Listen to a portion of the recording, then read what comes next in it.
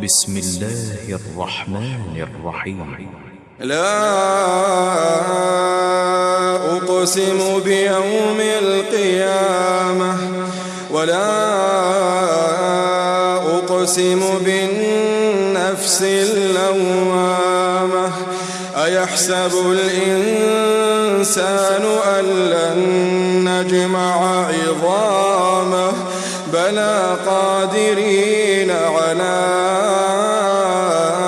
أن نسوي بنانه بل يريد الإنسان ليفجر أمامه يسأل أيان يوم القيامة فإذا برق البصر وخسف القمر وجمع الشمس والقمر يقول الإنسان يومئذ أين المفر كلا لا وزر كلا لا وزر إلى ربك يومئذ المستقر. السلام عليكم ورحمة الله.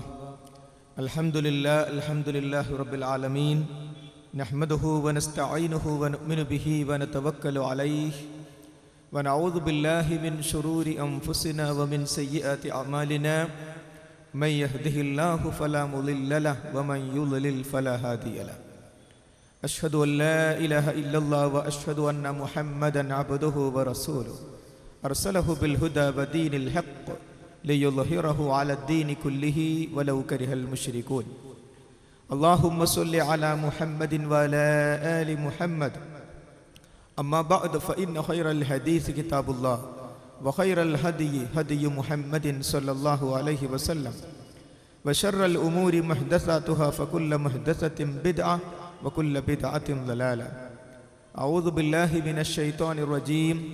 يا أيها الذين آمنوا اتقوا الله حق تقاته ولا تموتن إلا وأنتم مسلمون.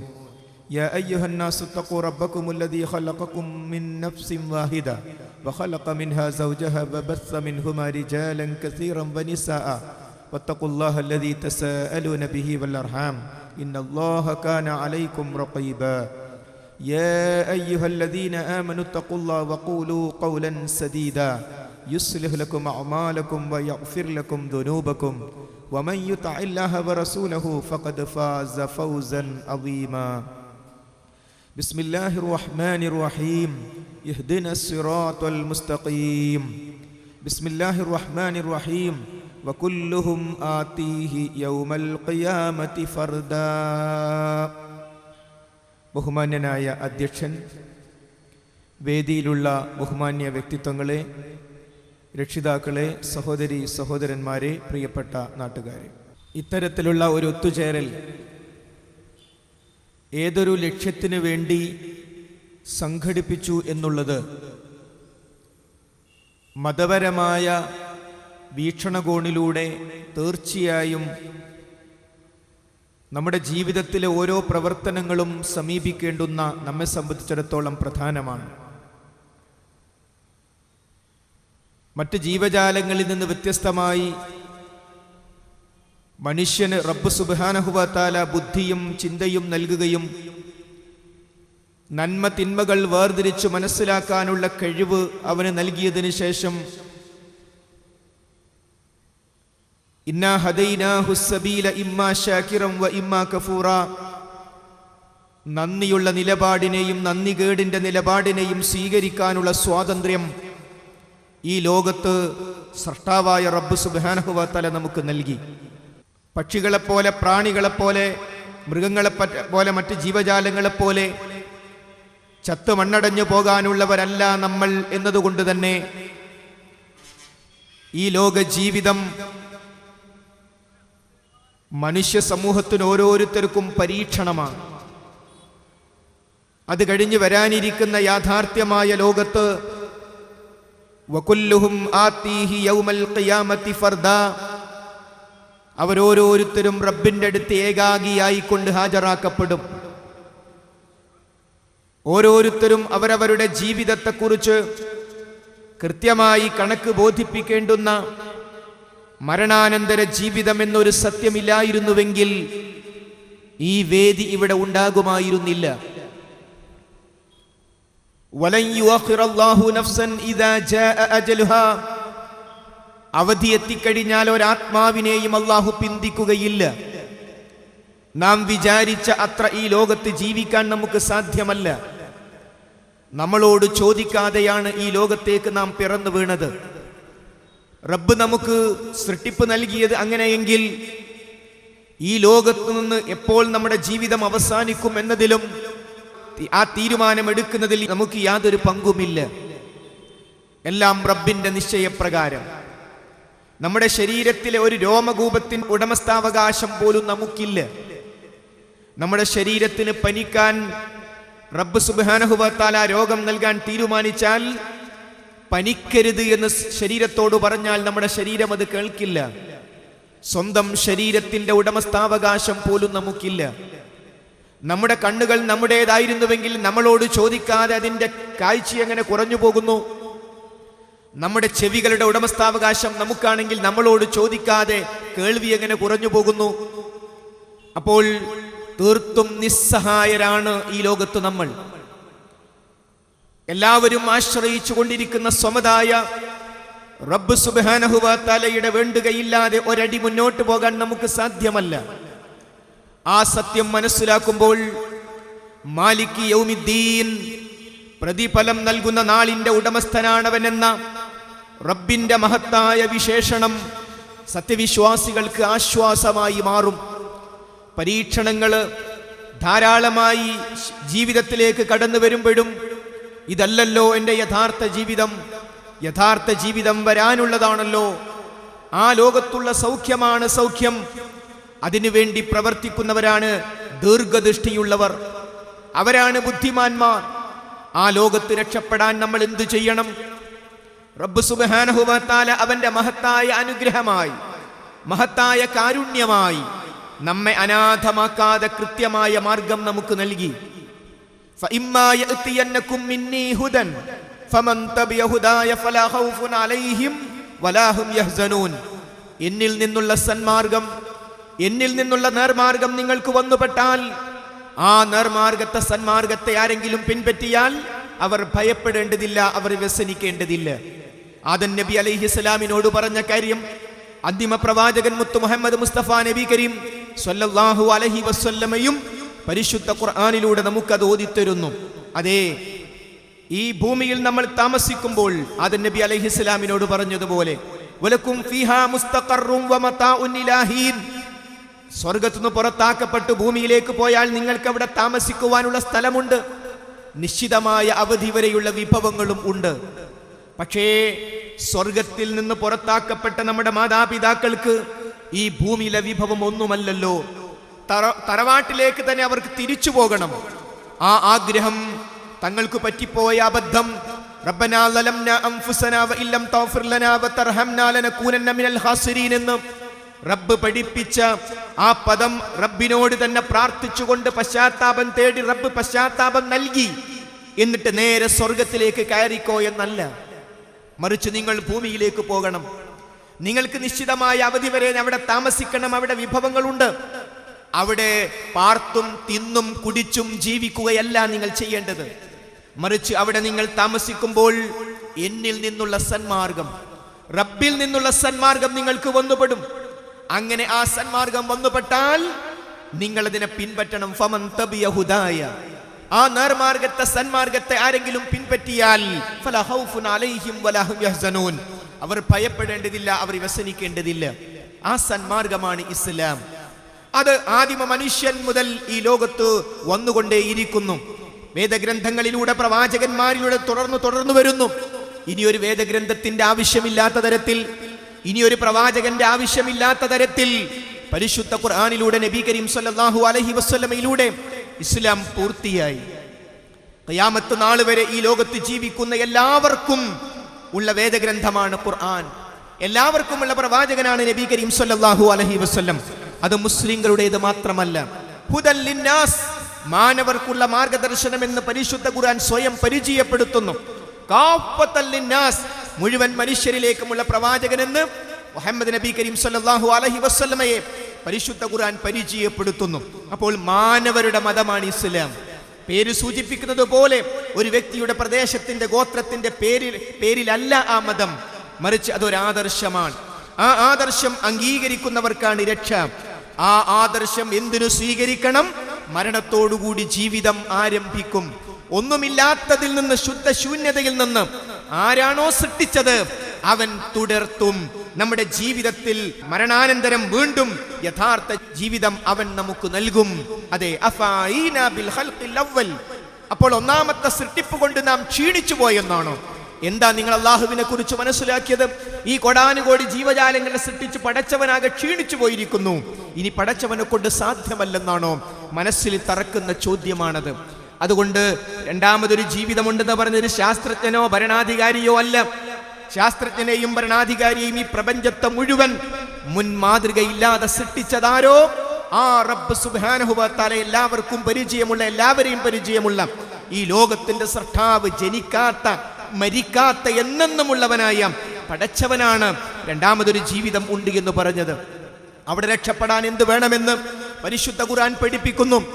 ആ പഠിപ്പിച്ചതിന്റെ മർമ്മമാണ് പരിശുദ്ധ ഖുർആൻ ഒന്നാമത്തെ അധ്യായത്തിൽ പഠിപ്പിച്ച ഇയ്യാക നഅ്ബുദു വ ഇയ്യാക നസ്തഈൻ.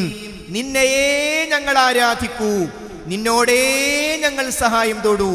അതാണ് മലയാള പരിഭാഷകളിൽ നിന്നെ മാത്രം ഞങ്ങൾ ആരാധിക്കുകയും നിന്നോട് മാത്രം ഞങ്ങൾ സഹായം തേടുകയും ചെയ്യുന്നു എന്ന് പറഞ്ഞ ആ ഏകദൈവാരാധനയുടെ പ്രഖ്യാപനം.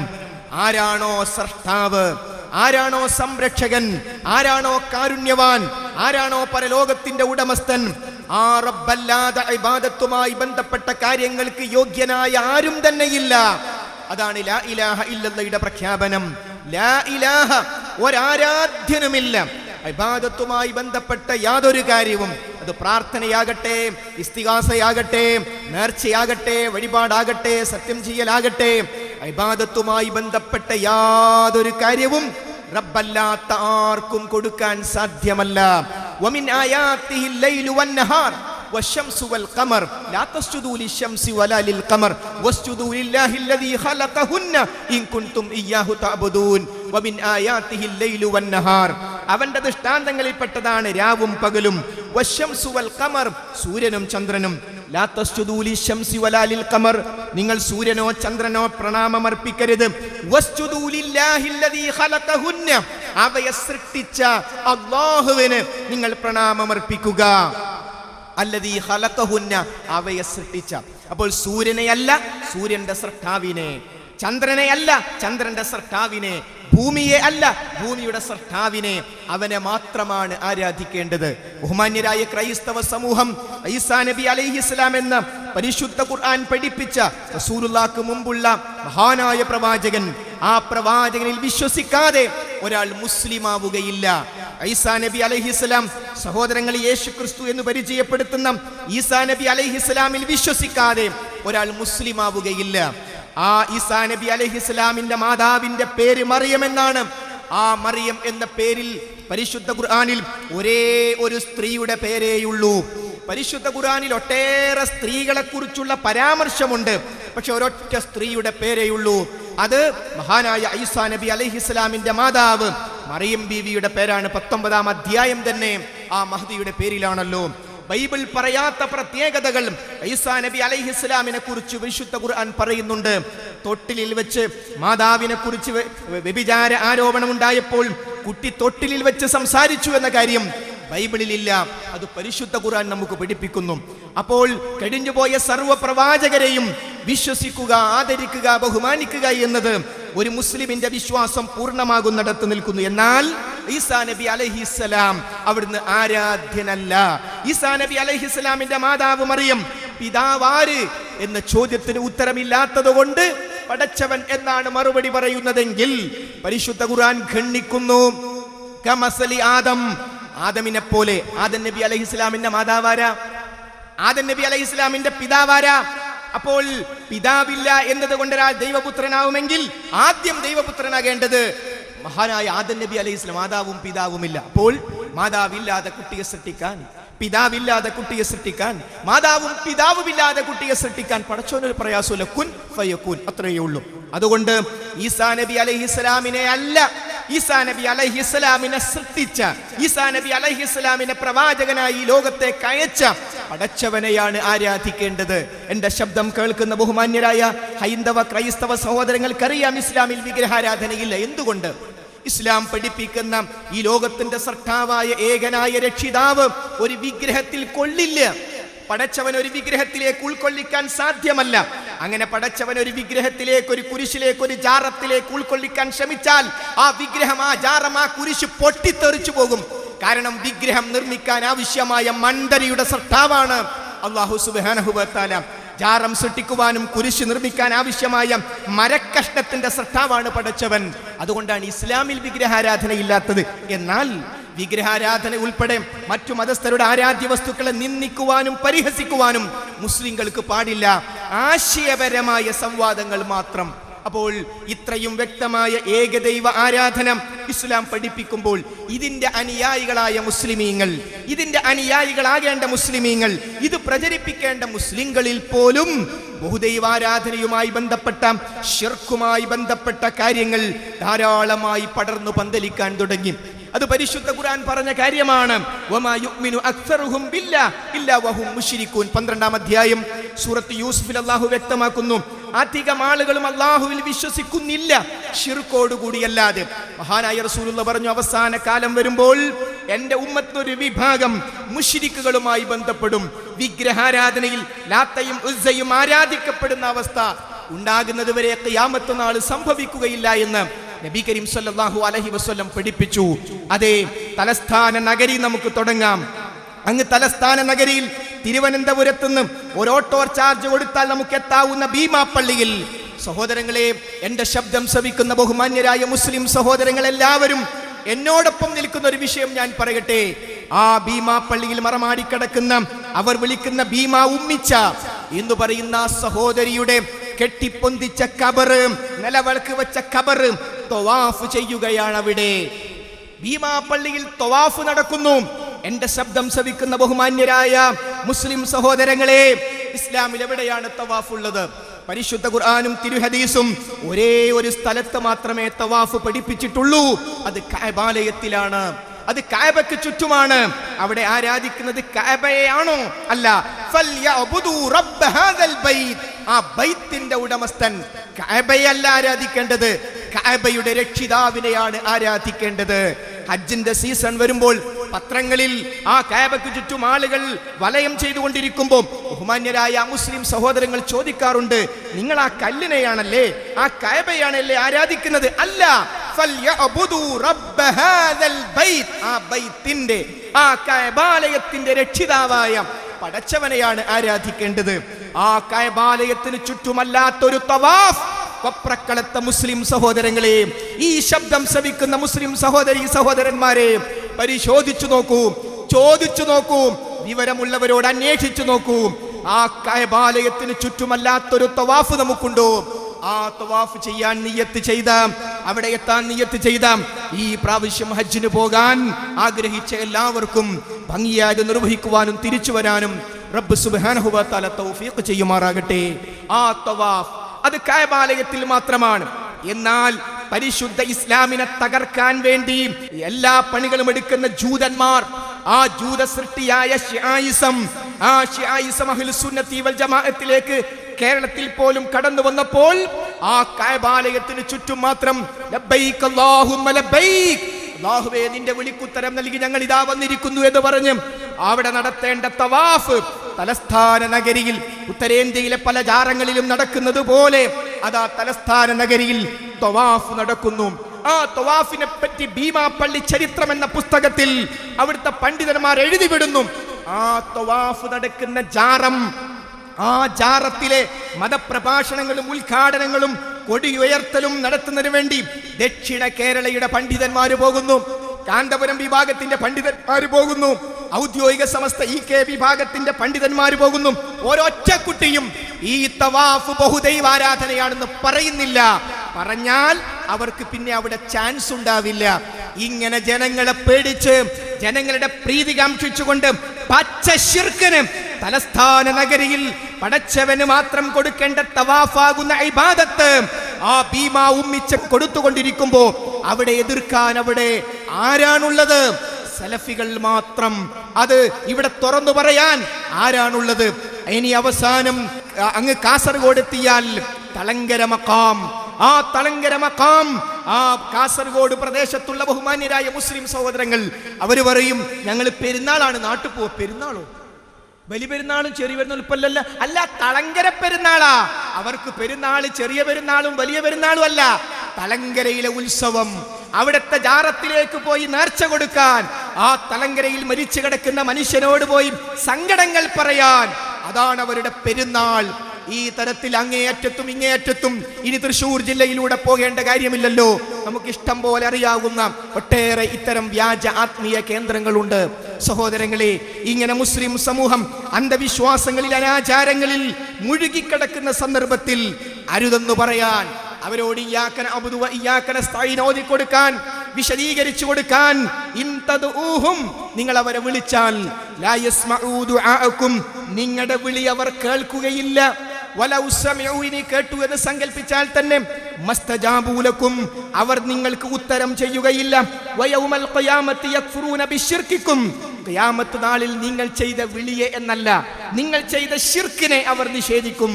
വലാ യുനബ്ബിഉക മിസ്ലു ഖബീർ, സൂക്ഷ്മജ്ഞാനിയെ പോലെ, റബ്ബ് അല്ലാഹുവിനെ പോലെ ഈ വിവരം പറഞ്ഞു തരാൻ മറ്റാരുമില്ല. റബ്ബ് പഠിപ്പിക്കുന്നു, നിങ്ങൾ അവരെ വിളിച്ചാൽ നിങ്ങളുടെ വിളി അവർ കേൾക്കുകയില്ല. ഇത് പറഞ്ഞപ്പോൾ ഖുർആൻ ആയത്തുകളെ ദുർവ്യാഖ്യാനം ചെയ്ത് ശിർക്കിനെ സപ്പോർട്ട് ചെയ്യുന്ന പണ്ഡിതന്മാർ പലതരത്തിൽ പറഞ്ഞു. എന്താണ് അവർ പറഞ്ഞത്? അവർ പറഞ്ഞു, അത് വിഗ്രഹങ്ങളെ കുറിച്ചാണ്, നിർജീവ വസ്തുക്കളെ കുറിച്ചാണ്. മക്കയിലെ മുശ്രിക്കുകൾ ലാത്തയെയും ഉസ്സയെയും ഇബ്രാഹിം നബിയെയും ഇസ്മായിൽ നബിയെയും വിളിച്ചു പ്രാർത്ഥിച്ചതിനെ കുറിച്ചാണ് ആ ആയത്ത്. അത് ഞങ്ങൾ ശൈഖന്മാരെ വിളിക്കുന്നതിന് ബാധകമാക്കാൻ പറ്റില്ല. പക്ഷേ അഹ്ലുസ് സുന്നത്തി വൽ ജമാഅ എന്ന് അവകാശപ്പെടുന്ന ആളുകൾ അംഗീകരിക്കുന്നു എന്ന് അവർ തന്നെ പറയുന്ന മഹാനായ ഇമാം ഖുർത്തുബി എന്നവർ തന്നെ വിശേഷിപ്പിക്കുന്ന ഇമാം ഖുർത്തുബിയുടെ തഫ്സീറിൽ 35-ാം അധ്യായത്തിലെ 14-ാമത്തെ ഈ ആയത്ത്, ഇൻ തദ്ഊഹും, നിങ്ങൾ അവരെ വിളിച്ചാൽ ലാ യസ്മഊ ദുആഅക്കും, നിങ്ങളുടെ വിളി അവർ കേൾക്കുകയില്ല എന്ന ആയത്തിന് ഇമാം ഖുർത്തുബി എന്താ കൊടുത്തത്? അരെ, അമ്പിയാക്കന്മാർ അതിൽ പെടും, ഔലിയാക്കന്മാരും സ്വാലിഹീങ്ങളും പെടും, നിർജീവ വസ്തുക്കൾ പെടും, മലക്കുകൾ പെടും, ജിന്നുകൾ പെടും. റബ്ബല്ലാതെ ആരെ വിളിച്ചാലും, അത് നിർജീവ വസ്തുക്കളാകട്ടെ സജീവ വസ്തുക്കളാകട്ടെ, റബ്ബല്ലാത്ത എല്ലാം അതിൽപ്പെടും. അവർ നിങ്ങളുടെ ദുആ കേൾക്കുകയില്ല. ഇനി കേട്ടു എന്ന് സങ്കൽപ്പിച്ചോ, ഒരിക്കലും കേൾക്കൂല. ഇനി വാദത്തിന് കേട്ടു എന്നിരിക്കട്ടെ, മസ്തജാബൂ ലക്കും, അവർ നിങ്ങൾക്ക് ഉത്തരം ചെയ്യുകയില്ല. വയൗമൽ ഖിയാമത്തി യക്ഫുറൂന ബിശ്ശിർക്കിക്കും, ഖിയാമത്ത് നാളിൽ നിങ്ങൾ ചെയ്ത ശിർക്കിനെ, ഏറ്റവും വലിയ ഈ പാപത്തെ, നരകം സുനിശ്ചിതമാക്കുന്ന പാപത്തെ, സ്വർഗം നിഷിദ്ധമാക്കുന്ന ഈ പാപം, അത് അവർ പറയും, അവർ നിഷേധിക്കും. ഞങ്ങൾ പറഞ്ഞിട്ടില്ല, ഞങ്ങൾ ആവശ്യപ്പെട്ടിട്ടില്ല എന്ന് പറയും. അപ്പോൾ മരണപ്പെട്ടവർ വിളി കേൾക്കുകയില്ല. മരണപ്പെട്ട ഒരു വിളി കേൾക്കൂന്ന് വിചാരിച്ചിട്ടല്ലേ ഭീമാപ്പള്ളി പോകുന്നത്? മരിച്ചോല് കേൾക്കൂന്ന് വിചാരിച്ചിട്ടല്ലേ തളങ്കരയിൽ പോകുന്നത്? മരണപ്പെട്ടവർ വിളി കേൾക്കുമെന്ന് വിചാരിച്ചിട്ടല്ലേ സിയം മക്കാമിൽ പോകുന്നത്? അതിന്റെ പേരിലല്ലേ മൗലിദും റാത്തീബും കുത്തുബിയത്തും ചെല്ലുന്നത്? എന്നാൽ ഇവിടെ പടർന്നു പിടിച്ച ജാറങ്ങള്, പടർന്നു പിടിച്ച മാലകള്, മൗലൂദുകള്, കുത്തുബിയത്തുകള്, അതിന്റെ വേരിനിതാ റബ്ബ് വിട്ടുന്നു. ഇൻ തദ്ഊഹും, നിങ്ങൾ അവരെ വിളിച്ചാൽ ലാ യസ്മഊ ദുആഅക്കും, നിങ്ങളുടെ വിളി അവർ.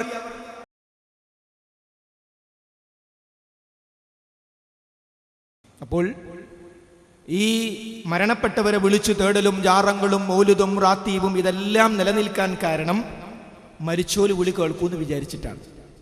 അള്ളാഹ് പറഞ്ഞു, വിളി കേൾക്കൂല. പടവലം വേരിന് വെട്ടുകിട്ടിയാൽ വാഴ പോകുന്നത് പോലെ ഇത് പഠിച്ചാൽ ഈ സമൂഹത്തിൽ അന്ധവിശ്വാസങ്ങൾ മുഴുവൻ വാടിപ്പോകും. എല്ലാം നിലനിൽക്കുന്നത് അതിൻ്റെ മുകളിലാണ്. അവർ വിളി കേൾക്കുകയില്ല, അവരെ വിളിക്കാൻ പറ്റില്ല. റബ്ബ് സുബ്ഹാനഹു വ തആലയാണ് വിളിക്കേണ്ടത്. ഖുൽ ഇന്നമാ അദ്ഉ റബ്ബി വല ഉശ്രികു ബിഹി അഹദ. മുഹമ്മദ് നബിയെ പ്രഖ്യാപിക്കുക, ഇന്നമാ അദ്ഉ റബ്ബി, ഞാൻ എൻ്റെ റബ്ബിനെ മാത്രമേ വിളിച്ചു പ്രാർത്ഥിക്കുകയുള്ളൂ. വലാ ഉശ്രികു ബിഹി അഹദ, അവനോട് ഞാൻ യാതൊന്നിനെയും പങ്കു ചേർക്കുകയില്ല. ആ പ്രഖ്യാപനത്തിലാണ് മുസ്ലിമീങ്ങൾ എത്തി നിൽക്കേണ്ടത്. എന്നാൽ ഇതിനു വിരുദ്ധമായ അവസ്ഥയായിരുന്നു ഒരു നൂറ്റാണ്ട് കാലമായി അതിൻ്റെ തുടക്കത്തിൽ അതിശക്തമായ രൂപത്തിൽ പരിശുദ്ധ ഖുർആനെയും പ്രവാചക ചര്യയും പരിചയം പോലുമില്ലാത്ത മുസ്ലിമീങ്ങൾ, പള്ളിയിലേക്ക് നമസ്കരിക്കാൻ പോവുക എന്നതൊരു ശീലമാക്കാത്ത മുസ്ലിമീങ്ങൾ അന്ധവിശ്വാസങ്ങളിൽ, അനാചാരങ്ങളിൽ മുഴുകിക്കിടന്ന സന്ദർഭം ദൗത്യമേറ്റെടുത്തുകൊണ്ട് മഹാനായ റസൂലുള്ളാഹി സ്വല്ലല്ലാഹു അലൈഹി വസല്ലം ഹജ്ജത്തുൽ വിദായിൽ ഏൽപ്പിച്ച ദൗത്യം, പരിശുദ്ധ ഖുർആൻ വ്യക്തമാക്കിയ ദൗത്യം ഏറ്റെടുത്തുകൊണ്ട് ലോകത്തുടനീളം നടക്കുന്ന പ്രവർത്തനത്തിന്റെ ഫലമായി ഈ കേരളത്തിലും ദഅവാ പ്രവർത്തനങ്ങൾ സജീവമായി. അതിന്റെ ഭാഗമായി പ്രഥമവും പ്രധാനവുമായി സമൂഹത്തെ പഠിപ്പിച്ചത് റബ്ബിനും അവന്റെ പടപ്പിനും ഇടക്കുള്ള മതിൽക്കെട്ടുകൾ തകർത്ത് അല്ലാഹുവിന്റെ സൃഷ്ടികളെ പടച്ചവരിലേക്ക് നേരിട്ട് ബന്ധപ്പെടുത്തുക എന്ന പ്രവാചകന്മാർ ചെയ്ത ദൗത്യമായിരുന്നു. ആ ദൗത്യ നിർവഹണത്തിന്റെ പ്രസക്തി അനുദിനം വർദ്ധിച്ചുകൊണ്ടിരിക്കുകയാണ്. മുജാഹിദ് പ്രസ്ഥാനത്തിന്റെ അത്യുജ്വലമായ ദഅവാ മുന്നേറ്റത്തെ തകർക്കുന്നതിന് വേണ്ടി ഒട്ടേറെ ഗൂഢാലോചനകൾ പല സന്ദർഭങ്ങളിൽ നടക്കുകയും അതിന്റെ ഫലമായി ഈ പ്രസ്ഥാനത്തിനുള്ളിൽ പിളർപ്പുകൾ പലതരത്തിൽ വന്നുകൊണ്ടിരിക്കുമ്പോഴും ഈ ദൗത്യത്തെ മറക്കാതെ സത്യത്തോടൊപ്പം നിൽക്കുന്ന സംഘം മുന്നോട്ട് പോയിട്ടുണ്ട്. ഇന്ന് ഈ പരിപാടിയുടെ ഹെഡിങ് കാണുമ്പോൾ എന്താണ് മുജാഹിദ് പ്രസ്ഥാനത്തിനെതിരെയുള്ള വിമർശനങ്ങൾ, എന്തൊക്കെയാണ് വിവാദങ്ങൾ, അതിന്റെ വസ്തുത എന്താണ് എന്ന് മനസ്സിലാക്കാൻ വരണമെങ്കിൽ അത്തരമൊരു വിഷയം കൊടുക്കാൻ മാത്രം വിഷയങ്ങൾ എത്തിയെന്നല്ലേ? ഇവിടെയും സഹോദരങ്ങളെ, മംഗലാപുരത്തുള്ള ചില സഹോദരങ്ങൾ, അവിടെയുള്ള മുസ്ലിം സഹോദരങ്ങൾ അല്ലാഹു അല്ലാത്തവരെ വിളിച്ചു പ്രാർത്ഥിക്കാമെന്ന മുജാഹിദുകളുടെ സലഫികളുടെ വാദത്തെ ഞങ്ങൾ ഗണ്ണിക്കുന്നു എന്ന് അവിടെ വെച്ച് വ്യവസ്ഥ എഴുതി. ആ വ്യവസ്ഥ എഴുതിയപ്പോൾ പടച്ചവനോട് മാത്രമേ പ്രാർത്ഥിക്കാവൂ എന്ന് ആരാണ് അവിടെ വാദിക്കേണ്ടത്?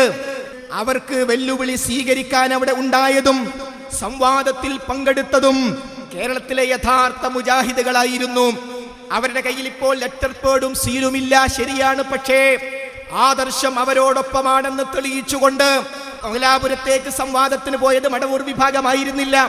അവിടത്തേക്ക് സംവാദത്തിന് പോയത് കുറുക്കു വഴികളിലൂടെ ആരോപണത്തിലൂടെ സംഘടനയെ പിടിച്ചു വെക്കാൻ ശ്രമിച്ച ആളുകളും ആയിരുന്നില്ല. മറിച്ച് ഏത് സന്ദർഭം കിട്ടിയാലും കേരളീയ സമൂഹത്തോട് നിരന്തരമായി തൗഹീദ് പറഞ്ഞുകൊണ്ടേയിരിക്കുന്ന കൊപ്രക്കളത്ത് വിഷയം വിമർശനങ്ങളും വസ്തുതയുമായിരുന്നിട്ട് പോലും ഈശവരെ പടച്ചവന്റെ തൗഹീദ് പറയാതെ എങ്ങനെ വിഷയത്തിലേക്ക് കടക്കുമെന്നാലോചിക്കുന്ന ഈ പ്രവർത്തകരെ പ്രതിനിധീകരിച്ചുകൊണ്ട് മംഗലാപുരത്ത് സംവാദത്തിൽ ഫൈസൽ മുസ്ലിയാർ, ഔദ്യോഗിക സമസ്തക്കാർ, അവർ സാധാരണ വാദപ്രതിവാദത്തിന് തയ്യാറാകാറില്ല, അവർ സാധാരണ സംവാദത്തിന് തയ്യാറാകാറില്ല. അവർ തയ്യാറായി അല്ലാഹു അല്ലാത്തവരെ വിളിച്ചു പ്രാർത്ഥിക്കാൻ പാടില്ലെന്നതിന് ഞങ്ങൾ ഗണ്ണിക്കുന്നു എന്ന് പറഞ്ഞുകൊണ്ട് അല്ലാഹു അല്ലാത്തവരെ വിളിച്ചു പ്രാർത്ഥിക്കാം എന്ന വാദവുമായി അവർ വന്നു. അവിടെ സംവാദം നടന്നുകൊണ്ടിരിക്കുമ്പോൾ ഒരു ചോദ്യം മുഹയ്യിദ്ദീൻ ശൈഖ് റഹ്മത്തുള്ളാഹി അലൈഹിയോട്, ഇഹ്ദിനസ് സിറാത്തൽ മുസ്തഖീം, നേരായ ചൊവ്വായ പാതയിലേക്ക് ഞങ്ങളെ വഴി നടത്തണമേ എന്ന് മുഹയ്യിദ്ദീൻ ശൈഖിനോട് പ്രാർത്ഥിക്കാമോ? എന്തായിരുന്നു ഉത്തരമെന്ന് ആ സംവാദത്തിന്റെ രംഗം നിങ്ങളൊന്ന് കാണുക. ഫാത്തിഹ സൂറത്തിലുള്ള ഇഹ്ദിനസ് സിറാത്തൽ മുസ്തഖീം സിറാത്തൽ ലദീന അൻഅംത അലൈഹിം ഗൈറിൽ മഗ്ദൂബി അലൈഹിം വലദ്ദാലിൻ ആമീൻ, ദീനുൽ ഇസ്ലാമിന്റെ മാർഗത്തിലേക്ക് വഴി ചേർത്തണേ എന്ന് മുഹയ്യിദ്ദീൻ ശൈഖിനോട് പറഞ്ഞാൽ അത് ശിർക്കാകുമോ? അത് ഒരു മുസ്ലിം മുഹയ്യിദ്ദീൻ ശൈഖ് ഖാലിഖല്ല, ഒരു മുഹയ്യിദ്ദീൻ ശൈഖ് മാത്രമാണ് എന്ന് വിശ്വസിക്കുന്ന ഒരു മുസ്ലിം അങ്ങനെ പറഞ്ഞാൽ ശിർക്കല്ല. അത് തന്നെ അതിന്റെ വിധി. അത് ശിർക്കല്ല, ശിർക്കല്ല എന്ന് തന്നെയാണ് അതിന്റെ വിധി. അതിൽ യാതൊരു സംശയമില്ല. മാനദണ്ഡം എന്താണ്? അവിടെ എന്താണ്? ഖാലിഖാണ് എന്ന വിശ്വാസം അയാൾക്കില്ല. ഖൗമ് മനസ്സിലാക്കണമെന്നാ സൂചിപ്പിക്കാനുള്ളത്. എവിടേക്കാ കൊണ്ടുപോകണത് എന്ന് ഇപ്പൊ കിട്ടിയല്ലോ. ഇത്രയും കാലം ചോദിച്ചത് എന്താ? ഞങ്ങൾ ആരാ തേടുന്നത്, ആരാ പ്രാർത്ഥിക്കുന്നത്? ഇപ്പൊ പറഞ്ഞതോ യാ ശൈഖ് മുഹയ്യിദ്ദീൻ ഇഹ്ദിനസ് സിറാത്തൽ മുസ്തഖീം എന്ന് പറഞ്ഞാലും ശിർക്കല്ല. നഊദു ബില്ലാഹ്, നഊദു ബില്ലാഹ്. ഇതാ ഞങ്ങൾ പറഞ്ഞത്, ഇത് അബൂജഹലിന്റെ പാതയാണ്. അതിപ്പോ പകൽ വെളിച്ചം പോലെ തെളിഞ്ഞു കിട്ടി. സക്കറിയ സ്വലാഹി ആവശ്യം വന്നില്ല. അപ്പോൾ സഹോദരങ്ങളെ, യാ ശൈഖ് മുഹയ്യിദ്ദീൻ ഇഹ്ദിനസ് സിറാത്തൽ മുസ്തഖീം എന്ന് പ്രാർത്ഥിക്കാമോ? അതാണ് നമ്മുടെ ചോദ്യം. ഒരു കുഴപ്പവുമില്ല. മുഹയ്യിദ്ദീൻ ശൈഖ് റഹ്മത്തുള്ളാഹി അലൈഹി ഖാലിഖല്ല എന്ന് വിശ്വസിച്ചാൽ മതി. അബൂജഹൽ എന്താ വിശ്വസിച്ചത്? വലഇൻ സഅൽതഹും മൻ ഖലഖസ് സമാവാതി വൽ അർദ്, വസഖറ ശംസ വൽ ഖമർ ലയഖൂലുന്നല്ലാഹ്. ആരാണ് ആകാശഭൂമികളെ സൃഷ്ടിച്ചത്? ആരാണ് സൂര്യചന്ദ്രന്മാരെ ശരിപ്പെടുത്തിയതെന്ന് മുഹമ്മദ് നബിയെ അവരോട് മക്കയിലെ മുശ്രിക്കുകളോട് നീ ചോദിച്ചാൽ അവർ പറയും ലയഖൂലുന്നല്ലാഹ്, തീർച്ചയായും അല്ലാഹു ആകുന്നു. ഇബ്രാഹിം നബി പടച്ചോനാണെന്ന് മക്കയിലെ മുശ്രിക്ക് വിശ്വസിച്ചിട്ടില്ല. ഇബ്രാഹിം നബി അലൈഹിസ്സലാം അവരെ പടച്ച തമ്പുരാന്റെ അടുത്തേക്ക് അടുപ്പിക്കും, ശുപാർശ ചെയ്യും. ഇതൊക്കെയായിരുന്നു അവരുടെ വിശ്വാസം. അതേ വിശ്വാസം ഇതാ ഇവിടെ സംവാദത്തിൽ വെച്ച് പറയുന്നു, യാ ശൈഖ് മുഹീദ്ദീൻ ഇഹ്ദിന സിറാത്തൽ മുസ്തഖീം. ഒരു കുഴപ്പമില്ല, ശിർക്കില്ല. ഇവിടെയാണ് ഇപ്പോഴും ഈ സമൂഹം നിൽക്കുന്നത്. അതുകൊണ്ട് തന്നെ ഈ സമൂഹത്തോട് സഹോദരങ്ങളെ, ഇത് പച്ച ശിർക്കല്ലേ? ഇഹ്ദിന സിറാത്തൽ മുസ്തഖീം എന്ന് റബ്ബിനോടല്ലേ നമ്മൾ പ്രാർത്ഥിക്കുന്നത്? ആ സൂറത്തുൽ ഫാത്തിഹയിലെ പ്രാർത്ഥന മുഹീദ്ദീൻ ഷെയ്ഖിനോട് പാടില്ല എന്ന് ഏറ്റവും ലളിതമായി ജനങ്ങളോട് പറയലാണ് ഇവിടുത്തെ ദൗത്യം. പക്ഷേ ആ ദൗത്യം നിർവഹിക്കുന്നത് തടയിടാൻ പലതരത്തിലുള്ള പരിശ്രമങ്ങൾ ഈ പ്രസ്ഥാനത്തെ നശിപ്പിക്കുവാൻ വേണ്ടി നടത്തിക്കൊണ്ടിരിക്കുന്നുണ്ട്. യഥാർത്ഥത്തിൽ അതൊന്നും വിലപ്പോവുകയില്ല. സത്യത്തിന്റെ സംഘം എന്നും ഇവിടെ നിലകൊള്ളുക തന്നെ ചെയ്യും. അത് ശക്തമായി മുന്നോട്ട് പോവുക തന്നെ ചെയ്യും. പക്ഷേ പലർക്കും കാര്യം തെളിയാനും ഉറക്കം തെളിയാനും അല്പം സമയമെടുക്കുമെന്ന് മാത്രം. മുസ്ലിയാർ മുടിയുമായി വന്നില്ലേ? ആ മുടിയുമായി വന്ന സന്ദർഭത്തിൽ മുജാഹിദുകൾ മാത്രമല്ല എതിർത്തത്, ഇവിടെയുള്ള ജനാവലി മൊത്തം എതിർത്തു. മുസ്ലിങ്ങളല്ലാത്തവരും അതിനെ എതിർത്തു. പക്ഷേ മുസ്ലിയാരുടെ മുടിയെ വേരോടെ പിടിച്ച് അതിന്റെ ഗ്യാസ് കളയാൻ മുജാഹിദുകൾക്ക് മാത്രമേ സാധിച്ചിട്ടുള്ളൂ. ഓർമ്മക്ക് വേണ്ടി അന്ന് നമ്മളൊക്കെ കാണുകയും കേൾക്കുകയും ചെയ്ത വിഷയം. പക്ഷേ ഓർമ്മക്ക് വേണ്ടി എങ്ങനെയായിരുന്നു മുസ്ലിയാരെ നമ്മൾ പിടികൂടിയത്? കാന്തപുരം കൊണ്ടുവന്ന ആ മുടി അത് മുഹമ്മദ് നബി കരീം സല്ലല്ലാഹു അലൈഹി വസല്ലമയുടേതാണെന്ന് പറയാൻ കൊണ്ടുവന്ന വർഷം കണ്ണൂർ ജില്ലയിലെ വളപട്ടണത്തെ അദ്ദേഹത്തിന്റെ കീഴിലുള്ള ഇംഗ്ലീഷ് മീഡിയം സ്കൂളിൽ കാന്തപുരം പങ്കെടുക്കുന്ന ഒരു നബിദിനവുമായി ബന്ധപ്പെട്ട പരിപാടി ഹുബ്ബുർ റസൂൽ എന്നാണ് പേര് കൊടുത്തത്. അതിന്റെ ലഘുലേഖയിൽ എഴുതി, നബി കരീം സല്ലല്ലാഹു അലൈഹി വസല്ലം ഹസ്രജിയുടെ അടുത്ത് വന്നു, സ്വപ്നത്തിൽ വന്നു. എന്നിട്ട് പറഞ്ഞു, നിങ്ങളുടെ കയ്യിലുള്ള ആ മുടി എന്റെ മുടി കോഴിക്കോട് സുന്നി മർക്കസിൽ സൂക്ഷിക്കുന്നതിന് വേണ്ടി കാന്തപുരത്തിന്റെ അടുത്ത് കൊടുക്കണം. അപ്പൊ റസൂലുള്ള സുന്നി മർക്കസിന്റെ പേര് പറഞ്ഞു. വളാഞ്ചേരി മർക്കസ് എന്ന് പറഞ്ഞാൽ മറ്റൊരിതാ, പ്രത്യേകം പറഞ്ഞു കോഴിക്കോട്. റസൂലുള്ള കോഴിക്കോട് എന്നുള്ള പദവും പറഞ്ഞത്രേ. കോഴിക്കോട് സുന്നി മർക്കസിൽ തീർന്നില്ല, റസൂലുള്ള കാന്തപുരത്തിന്റെ പേര് പറഞ്ഞു. കാന്തപുരം AP അബൂബക്കർ മുസ്ലിയാർ എന്നുവരെ നബി പറഞ്ഞു. അപ്പോ ആ കാന്തപുരത്തിന്റെ കയ്യിൽ കൊടുക്കണമെന്ന് സ്വപ്നത്തിൽ ആര് പറഞ്ഞു? റസൂലുള്ള വന്നു പറഞ്ഞു. ഇതാണ് ഈ മുടി, പ്രവാചകൻ പറഞ്ഞിട്ടാണ് കൊടുക്കുന്നത്, പ്രവാചകന്റെ മുടിയാണ് എന്നതിന് അവർ അവതരിപ്പിച്ച തെളിവായിരുന്നു. ഈ തെളിവിനെ ഗണ്ണിക്കാൻ ഔദ്യോഗിക സമസ്തക്ക് സാധിച്ചില്ല, മറ്റു മുസ്ലിം സംഘടനകൾക്ക് സാധിച്ചില്ല. മുജാഹിദ് പ്രസ്ഥാനം സടകുടഞ്ഞെഴുന്നേറ്റു. എന്നിട്ട് പറഞ്ഞു, അബ്ദുല്ലാഹി ഇബ്നു സൈദ് റളിയല്ലാഹു അൻഹു ബാങ്ക് സ്വപ്നം കണ്ടു. ആരാണ് അബ്ദുല്ലാഹി ഇബ്നു സൈദ് റളിയല്ലാഹു അൻഹു? സ്വഹാബിയാണ്. ആ സ്വഹാബി ബാങ്ക് സ്വപ്നം കണ്ടെങ്കിലും സ്വഹാബാക്കൾ അത് സ്വീകരിച്ചില്ല. കാരണം സ്വഹാബികളുടെ സ്വപ്നം ദീനിൽ രേഖയല്ല, അമ്പിയാക്കളുടെ സ്വപ്നം ദീനിൽ രേഖയാണ്. അതുകൊണ്ടാ സ്വീകരിക്കാതിരുന്നത്. അപ്പോൾ സ്വഹാബികളുടെ സ്വപ്നം പോലും തെളിവല്ലെങ്കിൽ പിന്നെ എങ്ങനെ ഹസ്രജിയുടെ സ്വപ്നം തെളിവാകും? വീണ്ടും നമ്മൾ പറഞ്ഞു, 1993 സുന്നി മർക്കസിലിരുന്ന് ഏതൊരു കൈ കൊണ്ടാണോ ആ മുടി വാങ്ങിയത്, അതേ കൈ കൊണ്ട് കാന്തപുരം AP അബൂബക്കർ മുസ്ലിയാർ, പൊന്മള അബ്ദുൽ ഖാദർ മുസ്ലിയാരുടെ ശാഫഈ മദ്ഹബ് എന്ന പുസ്തകത്തിന് ആമുഖം എഴുതി. ആ ആമുഖത്തിൽ അന്ന് കാന്തപുരം എഴുതിയിട്ടുണ്ട്, അമ്പിയാക്കൾ ഒഴിച്ചുള്ളവരുടെ സ്വപ്നം ദീനിൽ രേഖയല്ല. സ്വഹാബിയുടെ സ്വപ്നവും രേഖയായി പരിഗണിക്കപ്പെടില്ല. 1993 ഇപ്പോൾ വരാനിരിക്കുന്ന മുടി പ്രവാചകന്റെ അതല്ലെന്ന് അള്ളാഹ് എഴുതിപ്പിച്ചിട്ടുണ്ട്. നമ്മളത് വായിച്ചു കൊടുത്തു. കാന്തപുരം വിഭാഗത്തിന് എന്തു പറയാനുണ്ട്? ജനങ്ങൾ ആ പുസ്തകം തേടിപ്പിടിച്ചു വായിച്ചു. തീർന്നില്ല.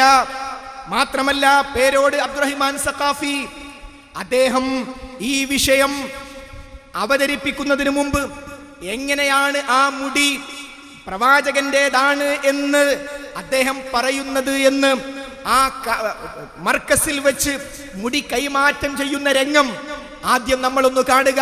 മുമ്പ് നമ്മൾ കണ്ടതാണ്, ഓർമ്മക്ക് വേണ്ടി. എങ്ങനെ മുടി പിടിക്കപ്പെട്ടു, സലഫികൾക്ക് മാത്രമേ അതിനെ പിടികൂടാൻ ആശയപരമായി സാധിച്ചിട്ടുള്ളൂ എന്ന് തെളിയിക്കാൻ ആ രംഗം നമ്മളൊന്നുകൂടി അനുസ്മരിക്കുക. കൈമാറും. നബി സല്ലല്ലാഹു അലൈഹി വസല്ലം തങ്ങളുടെ അനുമതി ലഭിക്കാത്തത് കൊണ്ടായിരുന്നു ഇതേവരെ ഈ മുടി ഉസ്താദ് അവരുടെ കയ്യിലേക്ക് കൈമാറാത്തതെന്നും ഇപ്പോൾ നബി സല്ലല്ലാഹു അലൈഹി വസല്ലമയുടെ അനുമതി സ്വപ്നത്തിലൂടെ ലഭിച്ചതിന്റെ പേരിലാണ് ഈ മുടി നിങ്ങൾക്ക് കൈമാറുന്നതെന്നും നേരത്തെ ഉസ്താദ് അവர்களോട് ഷെയ്ഖ് അഹമ്മദ് അവർ പറയുമ്പോൾ ഞാനും സമീപത്തുണ്ടായിരുന്നു. സ്വപ്നത്തിന് സാക്ഷി ഞാൻ അവിടെ ഉണ്ടായിരുന്നു. അപ്പോൾ സ്വപ്നത്തിലൂടെ അനുമതി കൊടുത്തു. അപ്പൊ സ്വപ്നമാണ് തെളിവ്. എന്നാൽ ത്വരീഖത്തുകാർ സ്വന്തം പ്രസ്ഥാനത്തിനുള്ളിൽ കക്കാട് മുഹമ്മദ് ഫൈസിയും മറ്റും ത്വരീഖത്തുമായി വന്ന് SSFകാരെ വലിച്ചു കൊണ്ടുപോയപ്പോൾ ചില സത്യങ്ങൾ പേരോട് പറയേണ്ടി വന്നു. സ്വപ്നം തെളിവാക്കാൻ പറ്റുമോ ഇല്ലേ? പേരോട് പറയട്ടെ. ഏത് ഉസ്താദ് ഉറക്കിൽ വന്ന് പറഞ്ഞാലും, ഉസ്താദിന്റെ ഉസ്താദ് വന്ന് പറഞ്ഞാലും, ഏത് വലിയന്റെ കോലത്തിൽ വന്ന് പറഞ്ഞാലും, ഒരു മനുഷ്യന്റെ കോലത്തിൽ വന്ന് പറഞ്ഞാലും സ്വീകരിക്കാൻ വകുപ്പില്ല. കാരണം അല്ലാഹുവിന്റെ റസൂല് പഠിപ്പിച്ചത് എന്താണെന്ന് ഹദീസിന്റെ ഗ്രന്ഥങ്ങളിലുണ്ട്, പരിശുദ്ധ ഖുർആനിലുണ്ട്, ഇമാമിങ്ങളെ കിതാബുകളിലുണ്ട്. അത് തള്ളിയിട്ട് ഒരു സ്വപ്നത്തെയും മാനദണ്ഡമാക്കാൻ പാടില്ല. അത് ശൈത്താനിന്റെ കുതന്ത്രമാണ് കേട്ടോ. ഇക്കാര്യം ബഹുമാനപ്പെട്ട ഇബ്നു ഹജറുൽ ഹൈതമി തങ്ങൾ രേഖപ്പെടുത്തിയിട്ടുണ്ട്, ഇമാം നവവി റഹിമഹുല്ലാഹ് രേഖപ്പെടുത്തിയിട്ടുണ്ട്. ലോകത്തുള്ള എല്ലാ ഇമാമിങ്ങളും അവരെ കിതാബുകളിൽ ഇക്കാര്യം എഴുതി രേഖപ്പെടുത്തിയിട്ടുണ്ടെന്ന് ഞാൻ എന്റെ സാധാരണക്കാരെ ഓർമ്മപ്പെടുത്തുകയാണ്. അപ്പോൾ സഹോദരങ്ങളെ, ഇത് എപ്പോഴാ പറഞ്ഞത്? സ്വന്തം പ്രസ്ഥാനത്തിൽ നിന്നും ത്വരീഖത്തിലേക്കുള്ള ഒഴുക്ക് വന്നപ്പോ ആ ത്വരീഖത്തുകാർ അവരിലേക്ക് ആളെ ക്ഷണിക്കാൻ സ്വപ്നമാ തെളിവാക്കുന്നത്. അപ്പൊ സത്യം അങ്ങ് പറഞ്ഞു. ഏത് ഉസ്താദ് ഉറക്കത്ത് വന്ന് പറഞ്ഞാലും, ഏതാള് പറഞ്ഞാലും സ്വപ്നം തെളിവാക്കാൻ പറ്റൂല. ഇത് ഞാൻ പറയല്ല, ഇമാമിങ്ങൾ രേഖപ്പെടുത്തി വെച്ചിട്ടുണ്ട്, അഹ്ലുസുന്നയുടെ പണ്ഡിതന്മാര് വ്യക്തമാക്കിയ കാര്യമാ. പക്ഷേ ഇത് മുടിയുടെ സന്ദർഭത്തിൽ ഇട്ടുകൊടുക്കുമെന്ന് അവർ മനസ്സിലാക്കിയില്ല. അങ്ങനെ സമൂഹത്തിന് ബോധ്യപ്പെടുത്തി കൊടുത്തു, സ്വപ്നം കൊണ്ട് തെളിവാക്കാൻ പറ്റില്ല. അന്ന് മർക്കസിൽ വെച്ച് മുടി സ്വീകരിച്ചത് സ്വപ്നത്തിലൂടെയാണെന്നും ഇപ്പോൾ സ്വപ്നം തെളിവാക്കാൻ പറ്റില്ല. ഇത് രണ്ടും കൂടി കൂട്ടി നമ്മളൊന്ന് കേട്ടു നോക്കുക. ഇപ്പോൾ നബി സല്ലല്ലാഹു അലൈഹി വസല്ലമയുടെ അനുമതി സ്വപ്നത്തിലൂടെ ലഭിച്ചതിന്റെ പേരിലാണ്. ഒരു സ്വപ്നത്തെയും മാനദണ്ഡമാക്കാൻ പാടില്ല.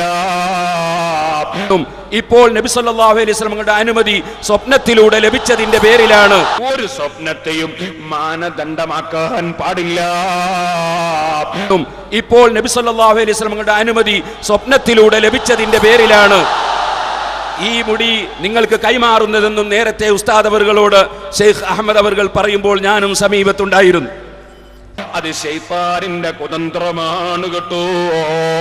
ഇക്കാര്യം ബഹുമാനപ്പെട്ട ഇബ്നു ഹജറുൽ ഹൈതമി തങ്ങൾ രേഖപ്പെടുത്തിയിട്ടുണ്ട്, ഇമാം നവവി റഹിമഹുല്ലാഹ് രേഖപ്പെടുത്തിയിട്ടുണ്ട്. ലോകത്തുള്ള എല്ലാ ഇമാമിങ്ങളും അവരെ കിതാബുകളിൽ ഇക്കാര്യം എഴുതി രേഖപ്പെടുത്തിയിട്ടുണ്ടെന്ന് ഞാൻ എന്റെ സാധാരണക്കാരെ ഓർമ്മപ്പെടുത്തുകയാണ്. അപ്പൊ സഹോദരങ്ങളെ, ഇത് ഞാൻ ആവർത്തിച്ച് കേൾപ്പിച്ചത് കാന്തപുരം കൊണ്ടുവന്ന മുടി നബി കരീം സല്ലല്ലാഹു അലൈഹി വസല്ലമയുടേതാണെന്ന് പറയാൻ അവർ എഴുതിയതും പറഞ്ഞതും മുടി സ്വീകരിക്കുമ്പോൾ വ്യക്തമാക്കിയതും സ്വപ്നത്തിൽ റസൂലുള്ളാഹി സ്വല്ലല്ലാഹു അലൈഹി വസല്ലം ഹസ്രജിയുടെ അടുത്ത് വന്നു എന്ന് തെളിവായിരുന്നു. ആ തെളിവ് പ്രമാണം കൊണ്ട് ഗണ്ണിച്ചു, ഹദീസ് വെച്ച് ഗണ്ണിച്ചു. ആ ഹദീസ് കാന്തപുരം വിഭാഗം പോലും തങ്ങൾക്കൊരു പ്രശ്നമുണ്ടായപ്പോൾ എടുത്ത് ഉദ്ധരിച്ചിരുന്നു, അതും കേൾപ്പിച്ചു കൊടുത്തു. അങ്ങനെയാണ് അതിന്റെ ഗ്യാസ് പോയത്.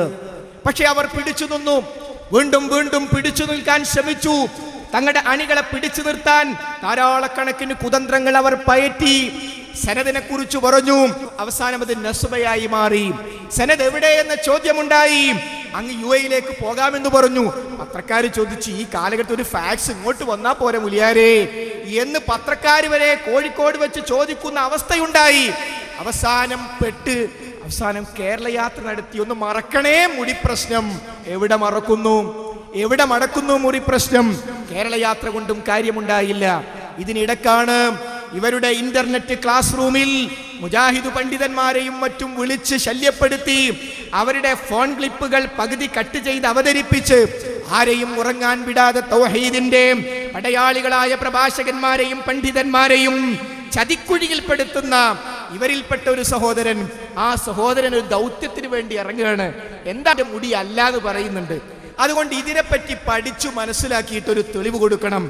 അങ്ങനെ താൻ ജോലിക്ക് പോകുമ്പോൾ മർക്കസിന് കിട്ടിയിട്ടുള്ള ആ മുടിയിട്ട വെള്ളം അത് തൻ്റെ അടുത്ത് വെച്ച് അതൊന്ന് എടുത്ത് അല്പം കുടിച്ച് അതൊന്ന് നോക്കി ശരീരത്തിലൊന്ന് പുരട്ടി അങ്ങനെയൊക്കെ ജോലിക്ക് പോകുന്ന ഈ സഹോദരൻ അന്വേഷണം ആരംഭിക്കുകയാണ്. മർക്കസിലേക്ക് ഫോൺ ചെയ്യുന്നു. അവിടെ ഓഫീസ് സെക്രട്ടറിയോട് ചോദിക്കുന്നു, അവിടെ ഇപ്പോൾ എത്ര മുടിയുണ്ട്? ആ സഖാഫി പറയുന്നു, എനിക്കറിയില്ല. ജിഷാൻ പറയുന്നു, ഞാൻ ഞെട്ടിപ്പോയി. ഈ മുടി വെച്ച ഓഫീസിന്റെ സെക്രട്ടറി പറയുന്നു, എനിക്കറിയില്ല എത്ര മുടിയുണ്ട്. അപ്പൊ തന്നെ ഞാനൊന്ന് സംശയത്തിലായി. ഞാൻ അന്വേഷണം വ്യാപിപ്പിച്ചു. ഇതുമായി ബന്ധപ്പെട്ട ഒട്ടേറെ അന്വേഷണങ്ങൾ നടത്തി. ഞാൻ പൊന്മള അബ്ദുൽ ഖാദർ മുസ്ലിയാരോട് സംസാരിച്ചു. ഞാൻ ബോംബെയിൽ പോയി. 18 മുടിയാ എനിക്ക് തന്നത്. അത് ഞാൻ ഇദ്ദേഹത്തെ കാണിച്ചു, പൊന്മളയെ കാണിച്ചു. അദ്ദേഹം തിരിഞ്ഞു നോക്കിയില്ല. അദ്ദേഹം റസൂലിന്റെ മുടിയാന്ന് ഉറപ്പുണ്ടെങ്കിൽ അദ്ദേഹം അത് തിരിഞ്ഞു നോക്കില്ലേ? മാത്രല്ല അദ്ദേഹത്തിന് ഖുൽ ഹുവല്ലാഹു അതുപോലെ ഓതാൻ കഴിയില്ല, പറയില്ല ജാലിയൻ വാലാബാഗിലെ ആ ഷെയ്ഖിന് എന്ന് പറഞ്ഞപ്പോൾ പൊന്മള പൊട്ടിച്ചിരിക്കുന്നു. നൗഷാദ് ഹസനിക്ക് ആ മുടിയിൽ തീരെയും വിശ്വാസമല്ല. ഇതെല്ലാം തന്റെ ഫോണിലൂടെ അദ്ദേഹം റെക്കോർഡ് ചെയ്തു വെച്ചു. ഇറങ്ങിത്തിരിച്ചത് EK വിഭാഗത്തെ അടിക്കാനാ. പക്ഷെ ഇന്ന് ഇന്റർനെറ്റിന്റെ ലോകത്ത് ജിഷാന്റെ റൂമിലേക്ക് ആളുകൾ പ്രവഹിക്കുന്നു. കാന്തപുരം വിഭാഗക്കാർ പറഞ്ഞു, ഏതായാലും SKSF-ലേക്ക് ഞങ്ങളില്ല, കാന്തപുരത്തെ വിടുകയും ചെയ്തിരിക്കുന്നു എന്ന് പറഞ്ഞ് സ്വന്തം പാളയത്തിൽ വമ്പൻ യുദ്ധം. അവസാനം പറയുന്നു അത് അമ്മുവിന്റെ മുടിയാണ്. കോഴിക്കോട്ടെ ഏതോ ഒരു ഹൈന്ദവ സ്ത്രീയുടെ മുടിയാണ്.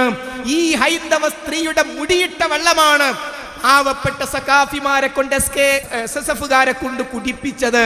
ഈ തരത്തിൽ ഈ മുടി പ്രവാചകന്റെ മുടിയല്ലെന്നും കാന്തപുരം കാണിച്ച തനി തട്ടിപ്പാണെന്നും വ്യക്തമാകുന്ന തരത്തിൽ സ്വന്തം പാളയത്തിൽ വമ്പിച്ച യുദ്ധം ഇപ്പോഴും നടന്നുകൊണ്ടിരിക്കുകയാണ്. ഇത് നടന്നുകൊണ്ടിരിക്കുമ്പോൾ മനസ്സിലാകണം, ഇതിന്ന് ബോധ്യമാകേണ്ട കാര്യം എന്താണ്? മഹാനായ നബി കരീം സല്ലല്ലാഹു അലൈഹി വസല്ലമയോടാണ് കളിച്ചത്. പ്രവാചകന്റെ തിരുകേശവുമായി ബന്ധപ്പെട്ടാണ് കച്ചവടം ആക്കാൻ ശ്രമിച്ചത്. ഇസ്ലാമിന്റെ ശത്രുക്കൾ പോലും ചെയ്യാത്ത പ്രവാചകൻ നിന്ന പ്രവാചകന്റെ അല്ലാത്തൊരു മുടിയെടുത്ത്, ഒരു അമുസ്ലിം സ്ത്രീയുടെ മുടിയെടുത്ത് ഇത് പ്രവാചകന്റേതാണെന്ന് കാണിക്കുക. എന്നിട്ട് ഈ മുടി പ്രവാചകന്റെ മുടിയിട്ട വെള്ളമിതാ എന്ന് പറയുക. ഈ തട്ടിപ്പാണ്. സ്വന്തം അണികളെ വെച്ചുകൊണ്ട് ആ നേതാക്കന്മാരെ ഇരുത്തി, ജനപ്രതിനിധികളെ ഇരുത്തി, മന്ത്രിമാരെ ഇരുത്തി ചെയ്തിരിക്കുന്ന ഈ പണി സ്വന്തം പാളയത്തിൽ നിന്നും പിടിക്കപ്പെടുകയാണ് ചെയ്യുന്നത്. ഇവിടെയാണ് സഹോദരങ്ങളെ കാന്തപുരം വിഭാഗത്തിന്റെ പ്രസിദ്ധീകരണങ്ങളിൽ മിണ്ടുന്നില്ല. അമ്മുവിന്റെ മുടിയാണെന്ന് പറഞ്ഞപ്പോ ജാലിയം വാലാഗ ഷെയ്ഖ് സൂറത്തുൽ ഇഖ്ലാസ് ഓതാൻ കഴിയാത്ത ഷെയ്ഖാണെന്ന് പറയുമ്പോൾ സിറാജ് മിണ്ടുന്നില്ല. സുന്നി വോയിസിന് അനക്കമില്ല, സെൻസിങ്ങിന് അനക്കമില്ല. എല്ലാവരും സ്തംഭിച്ചിരിക്കുകയാണ്. അടക്കം പറയുന്നു, ഇത് വല്ലാത്തൊരു മുലിയാരെന്നെ നമ്മൾ ഷെയ്ഖുനെയാക്കി കൊണ്ടുവരുന്ന ഇയാൾ ഒരു കാര്യം എന്ന് സ്വന്തം അടക്കം പറയുന്ന ഏറ്റവും അധോഗതിയിലേക്ക്, ഏറ്റവും കുഴപ്പം പിടിച്ചൊരവസ്ഥയിലേക്ക് കാന്തപുരം വിഭാഗം എത്തിയിരിക്കുകയാണ്. ഇവിടെയാണ് സഹോദരങ്ങളെ ഈ മുടിയുമായി ബന്ധപ്പെട്ട് പ്രതികരിച്ച ഔദ്യോഗിക സമസ്ത, ആ ഔദ്യോഗിക സമസ്ത തങ്ങളിൽ നിന്നും പിരിഞ്ഞുപോയ ഒരു വിഭാഗം എന്നുള്ള നിലക്ക് കാന്തപുരത്തെ ആഞ്ഞടിക്കുവാൻ ഇത് ഉപയോഗിച്ചു എന്നത് ശരിയാണ്. പക്ഷേ ആഞ്ഞടിക്കുമ്പോഴും അവിടെ നെഞ്ച് പിളർന്നു പോകുന്ന ഒരു വിഷയമുണ്ട്. റഹ്മത്തുള്ളാ കാസിമിക്ക് മിണ്ടാൻ കഴിയാത്തൊരു വിഷയമുണ്ട്.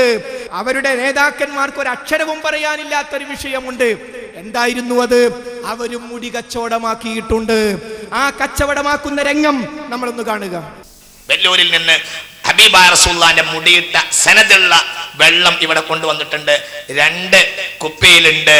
അത് ദാറുൽ ഖുർആനിലേക്ക് 25,000 രൂപ വീതം ചെയ്യാൻ ഈ സദസ്സിൽ ആർക്കെങ്കിലും താല്പര്യം ഉണ്ടെങ്കിൽ വാവാട് ഉസ്താദ് അവർക്കത് നൽകുന്നതാണ്.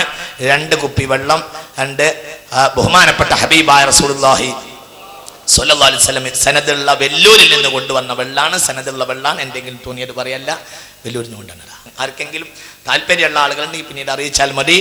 ദാറുൽ ഖുർആനിലേക്ക് 25,000 രൂപ വീതം ആർക്കെങ്കിലും കൊടുക്കാൻ തയ്യാറുണ്ടെങ്കിൽ ആ ആളുകൾക്ക് വേണ്ടി ഇവിടെ തന്നെ വിതരണം ചെയ്യും. അപ്പൊ തയ്യാറുണ്ടെങ്കിൽ മുതലാളിമാർക്ക് മാത്രമേ അത് കിട്ടുള്ളൂ. 25,000 രൂപ കൊടുക്കാൻ തയ്യാറുണ്ടെങ്കിൽ തരും. അപ്പൊ കച്ചവടാക്കുകയാണ്. ഈ കച്ചവടത്തിന് എന്താ തെളിവ്? ഈ ചെയ്ത കച്ചവടത്തിന് എന്താ തെളിവ്? കാന്തപുരം അമ്മുവിന്റെ മുടിയിട്ട് കച്ചവടം നടത്തിയെന്ന് നിങ്ങൾ പറയുന്നു. ശരി, അത് തെറ്റ് തന്നെ. പാവപ്പെട്ട അനുയായികൾ കൊണ്ട് കുടിപ്പിച്ചു, പണം വാങ്ങി, ടൗൺഷിപ്പിന്റെ പരിപാടികൾ തുടങ്ങി. എതിർക്കേണ്ടത് തന്നെ. ഈ 25,000 വിറ്റേന്റെ തെളിവെന്താ? അടുത്തൊരു പ്രശ്നം അവിടെ കിടക്കുന്നു. കാന്തപുരം വിഭാഗം ഉൾപ്പെടെ അവർ ചോദിച്ചു, വെല്ലൂരിലെ മുടിയുടെ സനദ് കൊണ്ടുവരാമോ? ആ സനദ് ഒന്ന് വായിക്കാമോ? എവിടെ സനദ്? സനദ് എവിടെ? അതുകൊണ്ട് ഔദ്യോഗിക സമസ്തക്ക് കൂടുതൽ മുന്നോട്ട് പോകാൻ സാധ്യല്ല. വെള്ളൂരിൽ സനദ് ചോദിക്കുമ്പോഴേക്കും വാറ്റിക്കാളിച്ച് വരും, ബബ്ബ പഠിക്കേണ്ടി വരും. മനസ്സിലായില്ല? അതാ പറഞ്ഞത്, സലഫികൾക്ക് മാത്രമേ ആശയപരമായി ഈ വിഷയത്തിൽ സംസാരിക്കാൻ അർഹതയുള്ളൂ. അപ്പോൾ ഔദ്യോഗിക സമസ്ത കൊണ്ടുവരണം, അവർ കാണിക്കണം വെല്ലൂരിലെ സനദ് എവിടെ. ആ സനദ് കാണിക്കണം. എന്താ ഇപ്പൊ കച്ചവടാക്കാത്തത്? ആ വെള്ളൂരിലെ സനദിട്ട മുടി അവിടെ അല്ലേ? എന്നിട്ട് എന്തേ പിന്നീട് ഒരിക്കലും കാസിമി അടക്കം കച്ചവടാക്കിയില്ല? അതേ, മനസ്സിലായി തട്ടിപ്പാണ് എന്ന്. തീർന്നില്ല. അപ്പോൾ ഇനി മുടിയുമായി ബന്ധപ്പെട്ട ദീൻ മുജാഹിദുകൾ ജനങ്ങളെ പഠിപ്പിച്ചു. നബി കരീം സല്ലല്ലാഹു അലൈഹി വസല്ലമയുടേതെന്ന് പറഞ്ഞ് കാന്തപുരം കൊണ്ടുവന്ന മുടി അത് പ്രവാചകന്റേതല്ല. വെല്ലൂരിലുണ്ടെന്ന് പറയുന്ന മുടി അത് പ്രവാചകന്റേതല്ല. പ്രവാചകൻ സല്ലല്ലാഹു അലൈഹി വസല്ലമയുടേതെന്ന് തെളിയിക്കാൻ പറ്റുന്ന അവിടുത്തെ ആസാറുകളിൽ യാതൊന്നും ഇന്ന് ലോകത്തില്ല. എന്നാൽ നബി കരീം സല്ലല്ലാഹു അലൈഹി വസല്ലമയുടെ തിരുകേശം അതിന് പ്രത്യേകതയുണ്ട്.